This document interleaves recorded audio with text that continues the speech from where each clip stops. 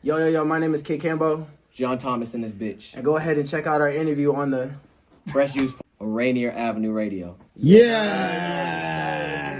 Knew of him. Yeah, We knew of each other, but we didn't really like kick it. The reason why I knew of John was because of our boy Derek.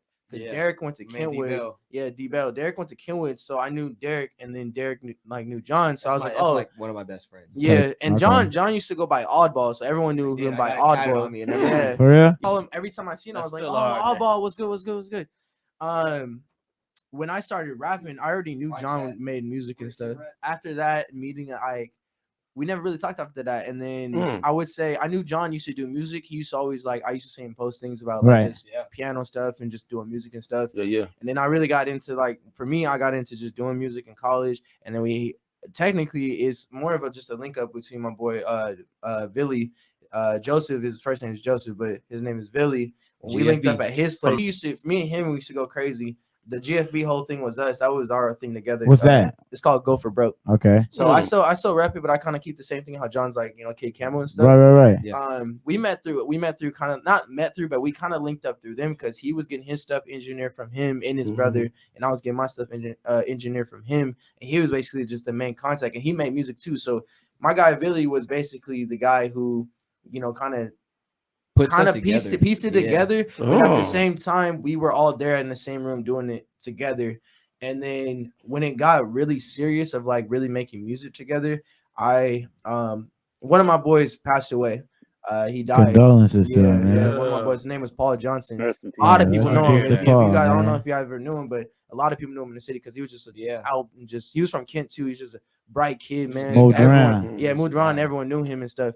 And he passed away, and I wanted to bring a community of people who knew him and did music, and we got all these people from Kent to come to the Hard Rock. And this was my second show that I ever did, but this was my first show that I pieced together. And this is before things were going on now, how active people are putting shows together. Yeah. I mean, they were before, but I in my sense, where we're from, no one was really from your region, for your generation. Doing that. We got generational things, so you know what I'm saying? Yeah. So we put that together, and I told John, I was like, look, John, I know you be making music. I know you're a real, you want to be able to do this stuff. I've seen you do this stuff before. So I hit up John. I was like, John, come perform. I got a 15-minute set for you. Yeah. After that, it kind of just kicked off like that. And then we, kicked it and just, talked about things about music and stuff. And then COVID happened, where it really got serious. Because after college, he's in college. I'm in college. We're kind of focusing on graduating and school. Yeah. Yeah. So once after graduation, this was 2019. Hitting that 2020 COVID-19, crazy time, COVID-19 situation. So we, being in the house for 3, 4, 5 months, whatever, my mental plan was what am I gonna do with this music stuff? How are we gonna get this, stuff going? We had all the shows that we're doing at the Hard Rock Cafe. We were supposed to have that as basically a setup, residency to be there every single time, but it kind of just fell off because of the COVID situation. What do we do? My boy Stretch, Jaren Heck, who's from Kent. Yep. I grew up with him. He played ball. He's from Kent Lake. He played ball at Kent Lake, and he's a producer. He hit me up and brought me out to Las Vegas. Man. Yeah, shout out to Stretch.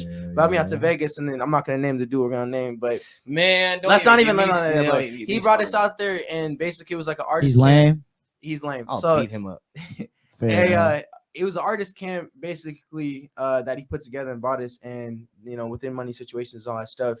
Come out here with me, all these producers, all these engineers. So we in penthouse suites in Las Vegas, and it was a great time at that time for that whole year run. It was just a collective of artists. A lot of people were there. That's where we met Abstraction, and they a lot of stuff together. My boy 6 Points that I worked with. He's from Houston. Yeah, we linked up with my main engineer who mixes and masters. But in a sense where me and John got serious in this music stuff together, working together, was that moment in time because I had lost my job at the time after college. I had a job and I lost it because of the COVID thing.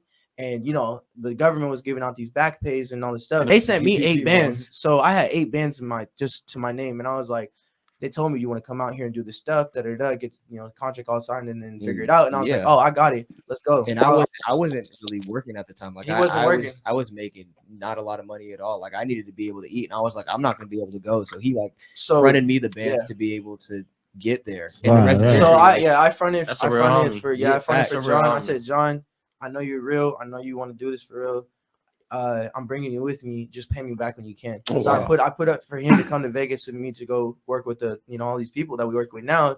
And then I told Billy as well, because he pieced it together with us. He was my engineer, and we just went in. And when we got to Vegas, it was just a nonstop working. Like we were literally the whole model the entire weekend was I would literally yell live till 5. Like I'd wake up in the morning and I would just yell live till 5. Everybody would wake up and we just start cooking. Yeah, and you got to literally be live till 5. You got to think about it too. It's not just us. We had Vic Dags that was out there too. If you guys know who Vic Dags is, another Kent head. He's from Kent. He's from Kent too. Vic Dags. He works with Macklemore now. Now, long story short, we did all that whole thing for that year and was going out to Vegas, doing all that stuff, and to LA, and really just working together and just piecing like a whole vision of what we're gonna do with this music stuff. And then it really got serious when we started. I got the chance to work with Mediums. And do those shows that they were doing at Fremont in the boat. So then I got the chance to tell them, hey, yo, I got my boy John who be doing stuff. And that's where we linked up with like Marshall. And Marshall. And then I got the chance to meet you, Mambo. I think after that, it was just like a continuous things that we were just working together of just meeting certain people, and we were rocking together. Like they knew us because we're always together and stuff. It's like it was one of those things like. They were pulling out the best of me as an artist. Like I recorded Going Up in those sessions. The rough for Going Up. And that's literally the song that people know. It's not I guess Barely Home is like the one that's number wise. But when people think about like John Thomas King, the song they're going to think about is Going Up. And it was recorded in those Vegas sessions. And so like we just been going hard and we challenge each other. Because as much as we are like the Rage brothers, like we're also like Rage rivals in a sense. Right. Not even to the point of where like, oh, I hate him.